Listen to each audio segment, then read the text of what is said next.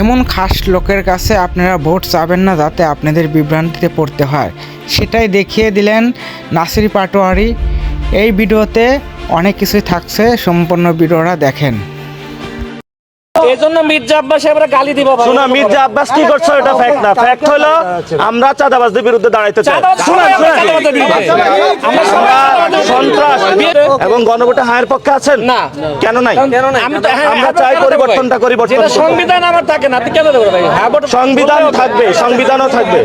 মন থেকে পাবেন না, দোয়া মন থেকে পাবেন না। কেন ভাই? রাজাকারের সাথে গেছেন না, পাবেন কেমনে? পাওয়ার তো যোগ্যতা নাই। আমরা দেখি পরিবর্তন করতে গেছেন 71 সালে যারা ধর্ষণ করছে তাদের সাথে গেছেন, যারা বুদ্ধিজীবী হত্যা করছে বাংলাদেশে তাদের সাথে গেছেন। আসসালামু আলাইকুম। এখন আমরা পরিবর্তন করতে চাই। ওই যে জামাতের 2 লক্ষ কোটি টাকা আওয়ামী লীগের সাথে থেকে লুঙ্গির থেকে চুরি করছে তাদের সাথে গেছেন। এখন দেখেন আমাদের বড় ভাইয়ের সাথে অনেক কথা হয়েছে মাঝে মধ্যে। এটা হ্যাঁ, এখন একটা জিনিস দেখেন, আমরা আমারে বুঝেন না। না আমরা বুঝাচ্ছি না। সাধারণ সাধারণ জনগণকে যেটা আমরা বুঝাতে চাচ্ছি, আমরা চাই দেশটা পরিবর্তন হোক।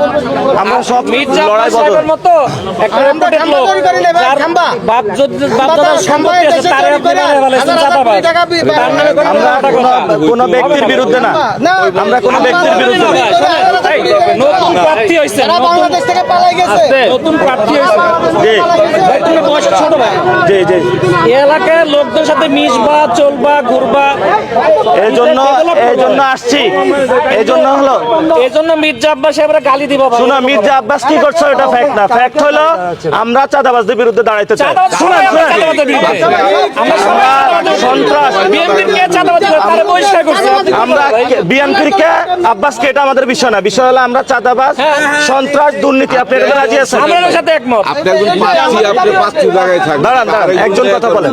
আপনি সন্ত্রাসের বিরুদ্ধে আছেন, দুর্নীতির বিরুদ্ধে, চাঁদাবাজির বিরুদ্ধে এবং গণভোটে হায়ের পক্ষে আছেন না? কেন নাই? আমরা চাই পরিবর্তনটা করি। সংবিধান আমার থাকে না, কেন দেবো ভাই? সংবিধান থাকবে, সংবিধানও থাকবে। শোনেন, যেখানে বিসমিল্লাহ থাকবেন আমি সেখানে থাকবো কেমনে? আপনাদেরকে আমরা আহ্বান রেখে গেলাম যে গণভোটে হায়ের পক্ষে থাকবেন।